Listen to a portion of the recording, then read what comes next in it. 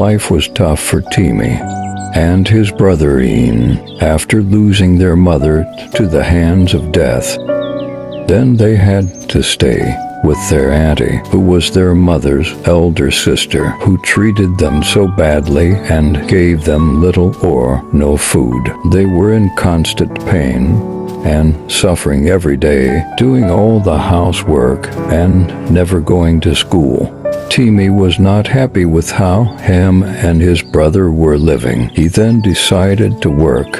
While his brother assisted around the house, he started working for a woman sewing clothes which he had passion for. He runs errand for the woman and learned how fabric were made and got little money from it, while his 10 years old brother Ian continued doing the housework. He was giving a lot of work to do, not caring if the little boy is eating or not. They could barely feed with the money Timmy is getting from his work, and Ian was still small to start working. Years later, the auntie's son came visiting, and he took Timmy with him to work for him in his sewing shop. Timmy was happy to go with him, but sad to leave his brother behind. He assured his brother that he will come for him once he is done learning the trade. Ian cried and cried as Timmy left him all alone with their wicked auntie. He had no other choice than to wait for his brother to come back for him. As usual, the aunt scolded and hit him for not meeting up his work and crying over his brother. Timmy arrived in the new place and he liked it. The people, houses, and cars. He followed his big cousin to his sewing shop every day, making sure he masters the trade, have something good, and go back for his brother. His big cousin has a fiancé, and they both treated him very well, paid a private tutor for him, and feed him well. He didn't lack anything as long as they could afford it. Years passed, and Timmy was doing well with his sewing skills, with the help of his big cousin, who he saw as a father figure, who also helped him open his own space.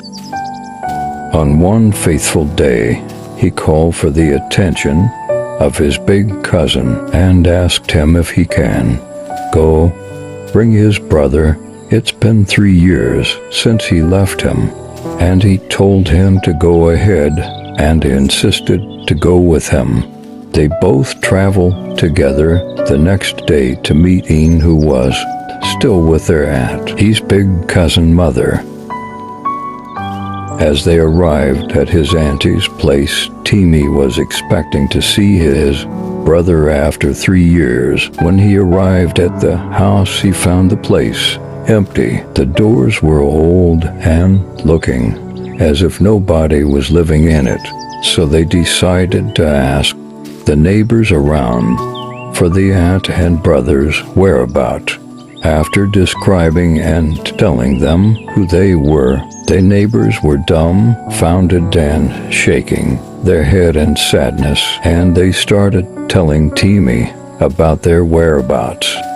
So when Timmy left for his uncle's place, the auntie started maltreating Ian even more, shouting at the top of her voice and abusing him, throwing him out of the house on any slightest provocation, leaving him to starve and cry in the neighborhood.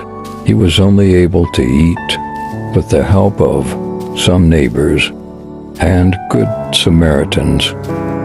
Sometimes she would chase him out at night to sleep outside with no food.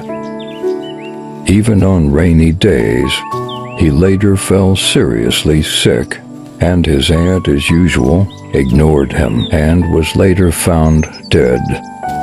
His aunt tried to run, but was caught and arrested by the police.